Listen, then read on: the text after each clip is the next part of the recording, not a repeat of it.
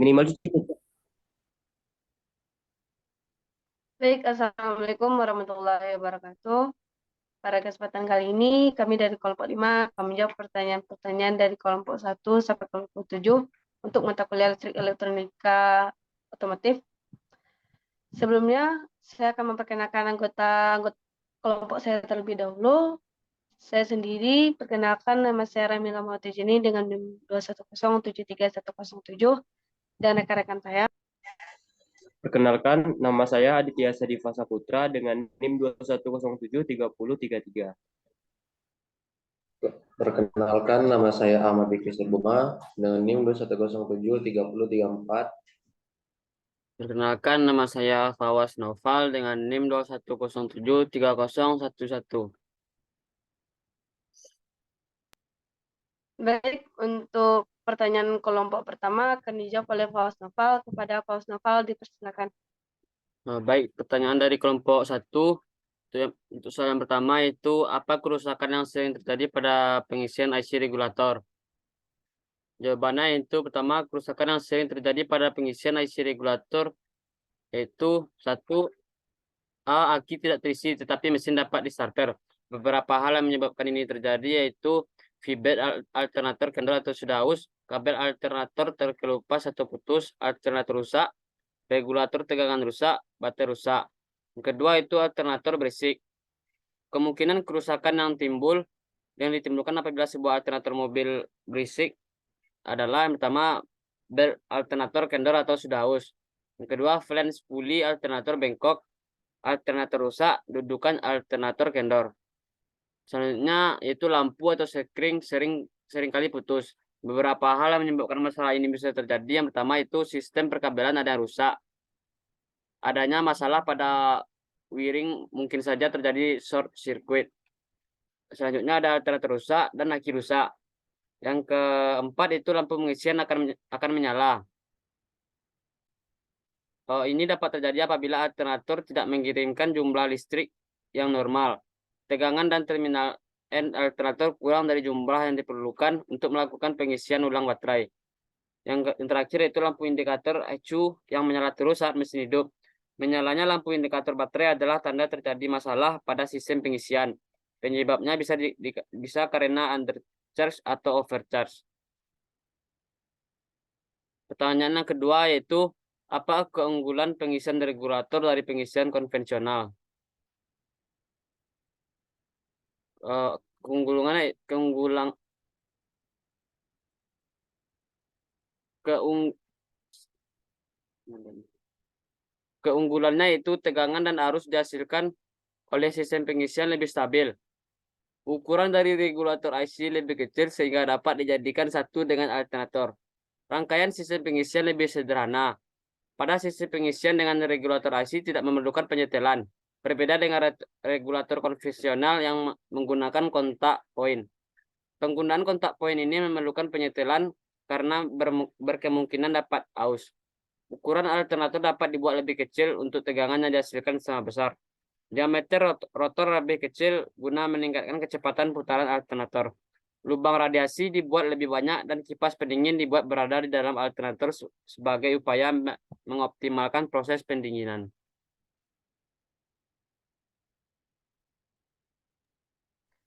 Baik, terima kasih kepada Fawas Noval. Untuk pertanyaan kedua akan dijawabkan oleh Aditya Sadifa Saputra. Kepada Aditya dipersilakan. Baiklah, saya akan menjawab pertanyaan dari kelompok 2, yang mana pertanyaan pertamanya ialah mengapa IC regulator tidak perlu melakukan penyetelan. Jawabannya adalah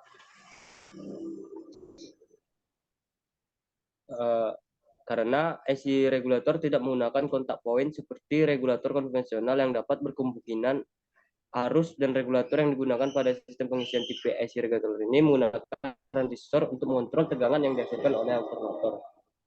Pertanyaan keduanya adalah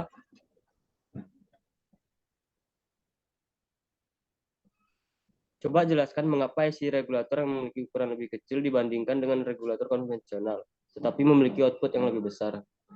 Jawabannya adalah ada dua model alternator. yaitu alternator dengan regulator di luar dan alternator dengan regulator menjadi satu unit atau sering disebut integrated in circuit atau IC.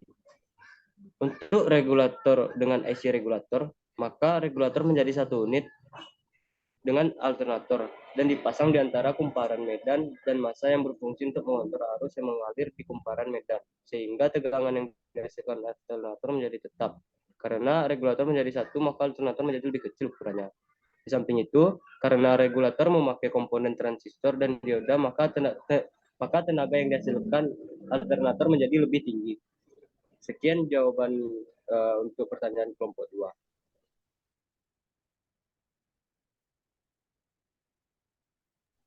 Baiklah, terima kasih kepada Aditya Sedipa Saputra. Untuk pertanyaan kelompok 3 akan dijawab oleh Ahmad Fikri Boma. Kepada Ahmad Fikri Boma, dipersilakan. Oke, saya akan menjawab pertanyaan dari kelompok 3. Yang pertama adalah soalnya 1. Jelaskan bagaimana regulator mampu mengatur tegangan pengisian yang dihasilkan oleh alternator. Jawabannya,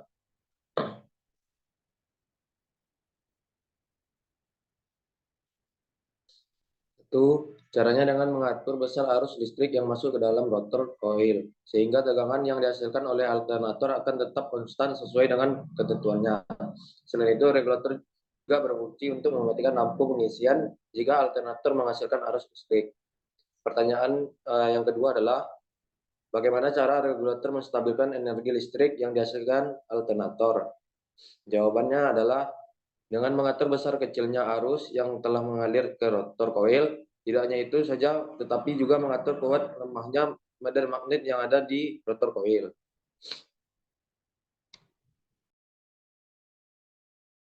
Baik, terima kasih kepada Ahmad Fikri Boma.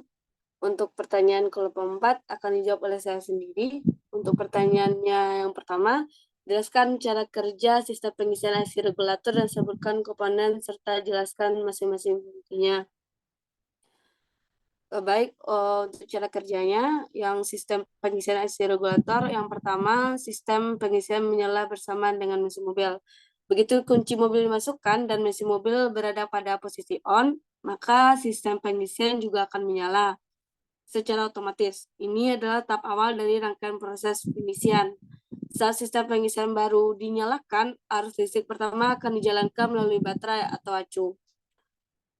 Untuk yang kedua, pengisian baterai saat mobil di kecepatan rendah. Setelah pengisian pertama melalui baterai, mobil sudah bisa digunakan untuk berkendara. Ketika mobil di bawah melaju di kecepatan rendah atau menengah, proses pengisian baterai akan dimulai. Di tahap ini, stator pada alternator akan menghasilkan tegangan yang disalurkan ke regulator dan baterai. Sebelum sampai ke baterai, tegangan listrik alternator sudah dikendalikan terlebih dahulu dengan skema IC regulator. Yang ketiga, arus listrik semakin kuat seiring dengan kecepatan tinggi. Begitu mobil dibawa untuk berkendara di kecepatan tinggi, arus listrik yang dihasilkan juga akan semakin kuat. Ini bisa terjadi disebabkan karena putaran mesin juga semakin cepat, menyebabkan jumlah tegangan yang dihasilkan juga semakin besar. Secara garis besar, skema atau cara kerja alternator ke IC regulator dimulai begitu mesin mobil dinyalakan. Setelah itu, pengisian ini akan berhenti secara otomatis begitu mesin mobil dimatikan. Yang kedua, komponen serta jelaskan komponen-komponen IC regulator serta jelaskan masing-masing fungsinya. Untuk komponen pada IC regulator, yang pertama ada alternator. Alternator berfungsi utama untuk menyediakan arus listrik. Arus listrik dari alternator didapatkan dari energi kinetik yang diubah menjadi energi listrik. Yang kedua ada regulator. Regulator merupakan komponen sistem pengisian yang bekerja dalam mengatur dan mengontrol besaran arus listrik yang dihasilkan. Tujuannya supaya sistem pengisian mobil tidak berlebihan. Dibandingkan dengan regulator konvensional yang umumnya digunakan pada mobil lama, IC regulator dipercaya mampu menghasilkan output yang lebih baik dan mampu mengendalikan temperatur agar sistem pengisian tidak overheat. Komponen lainnya, yang terakhir komponen lainnya pada sistem pengisian. Komponen yang termasuk komponen utama sistem pengisian adalah alternator dan regulator. Akan tetapi selain kedua komponen tersebut, masih ada lagi beberapa komponen lain dalam sistem pengisian. Salah satunya adalah baterai atau acu, yaitu sumber energi listrik yang utama pada mesin mobil. Baterai atau acu tidak bisa bertahan lama tanpa didukung dengan adanya sistem pengisian. Selain itu, ada juga ampere untuk mengukur besaran arus listrik, sekring atau fuse untuk mencegah konsleting pada sistem pengisian, dan lampu indikator untuk menunjukkan adanya masalah pada sistem pengisian. Untuk pertanyaan nomor 2, apa yang terjadi jika kabel penghubung alternator dan baterai terputus? Pastikan tiang dan kabel baterai dipasang dengan benar. Pastikan juga jenis kabel listrik yang terhubung dari aki ke dinamo. Instalasi ini menjadi perhatian serius. Dikarenakan jika terjadi kesalahan, komponen lainnya juga akan ikut rusak. Hal ini juga terjadi pada kabel listrik yang ada pada kendaraan roda 4. Jika perkabelan tidak terpasang dengan baik, maka listrik yang akan dibuang lebih boros dan juga menyebabkan alternator cepat rusak. Pemasangan kabel aki dan klep perlu dicek agar tidak terjadi kesalahan. Selain itu, kabel plus alternator ke klep juga harus dipastikan terpasang dalam kondisi yang benar. Sistem alternator memiliki 3 komponen vital, yaitu aki, regulator, dan alternator itu sendiri. Jika kabel penghubung rusak atau putus, maka harus cepat menggantinya. Cara yang biasa dilakukan adalah dengan membuka bagian regulator yang menghubungkan tegangan alternator, kemudian coba merangkai kabel baru yang sudah disiapkan. Baiklah, itu saja jawaban dari saya. Sekian, terima kasih. Untuk pertanyaan kelompok 6 akan dijawab oleh Aditya Sadifa Saputra dan saya sendiri. Untuk pertanyaan pertama silakan dijawab oleh Aditya Sadifa Saputra. Kepada Aditya, dipersilakan.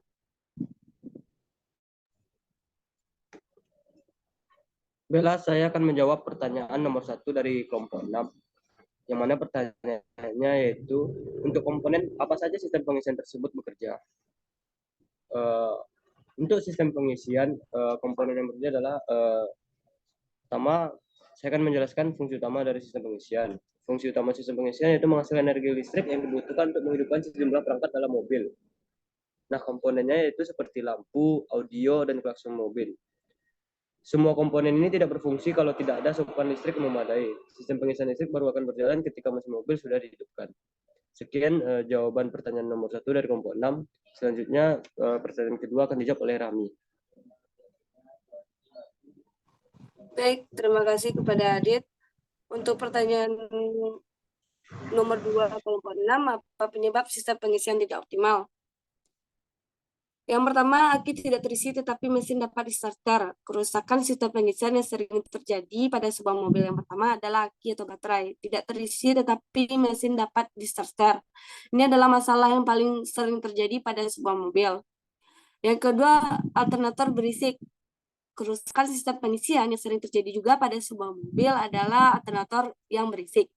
Masalah yang sering terjadi pada kap mesin mendengar bunyi berisik pada saat mesin sedang hidup, bahwa alternator ikut berputar selama mesin berputar. Dan putarannya pun mengikuti putaran mesin. Jika mesin berputar lambat, putaran alternator juga ikut lambat. Ketika mesin berputar cepat, alternator pun akan berputar cepat. Yang ketiga, lampu atau skring sering kali putus. Kerusakan pengisian sering terjadi yaitu pada lampu atau skring yang sering kali putus. Beberapa hal yang menyebabkan masalah ini terjadi. Yang pertama, sistem perkabelan ada yang rusak. Yang kedua, ada alternator rusak. Dan yang ketiga, ada aki rusak.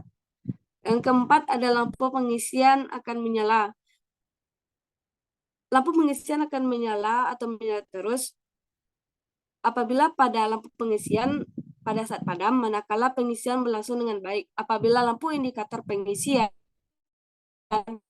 mesin tinggi masih terjadi pada sistem kelistrikan mobil. Yang terakhir ada lampu indikator acu yang menyala terus saat mesin hidup. Kerusakan sistem pengisian terjadi yaitu pada saat indikator acu yang menyala pada saat mesin hidup. Baiklah, sekian jawaban dari saya. Untuk pertanyaan kelompok 7 akan dijawab oleh Faus Noval dan Ahmad Fikri Boma. Kepada Faus Noval dan Ahmad Fikri Boma Baik, saya akan menjawab pertanyaan dari kelompok 7 yang pertama, nomor 1, mengapa pada sistem pengisian perlu adanya regulator? Yang pertama, regulator adalah mengatur dan mengontrol arus listrik yang dihasilkan alternator agar selalu stabil. IC regulator pun akan mematikan lampu pengisian ketika alternator memproduksi arus listrik.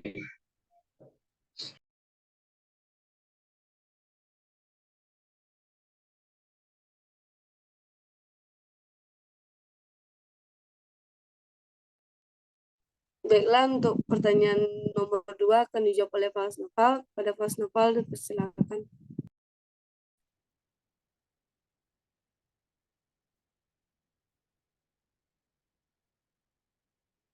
Baik, untuk pertanyaan kelompok 7 yang kedua yaitu bagaimana regulator mampu mengatur tegangan pengisian yang dihasilkan oleh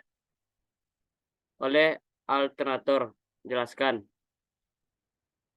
Jawabannya itu alternator tidak selalu menghasilkan tegangan yang konstan karena hasil listrik tergantung dari kecepatan putaran mesin. Semakin cepat putaran mesin, maka hasilnya akan semakin besar. Agar pengisian tidak terlalu berlebihan, maka diperlukan regulator untuk mengaturnya. Caranya dengan mengatur besar arus listrik yang masuk ke dalam rotor koil, sehingga tegangan yang dihasilkan oleh alternator akan tetap konstan sesuai dengan ketentuan. Selain itu, regulator juga berfungsi untuk mematikan lampu pengisian jika alternator menghasilkan arus listrik.